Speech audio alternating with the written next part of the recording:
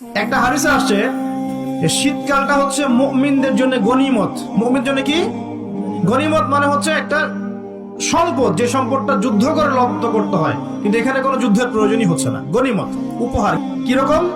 শীতকালে রাতটা হয় লম্বা, রাত কি হয় লম্বা হয় না? এতে করে সারা রাত আপনি অনেক ইবাদত করতে পারবেন।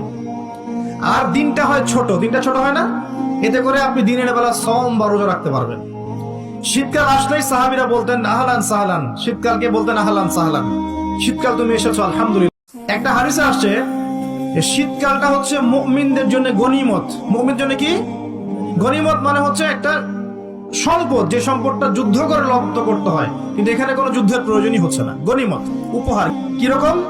শীতকালে রাতটা হয় লম্বা, রাত কি হয় লম্বা হয় না? এতে করে সারা রাত আপনি অনেক ইবাদত করতে পারবেন। আর দিনটা হয় ছোট, দিনটা ছোট হয় না? এতে করে আপনি দিনের বেলা সওম বা রোজা রাখতে পারবেন।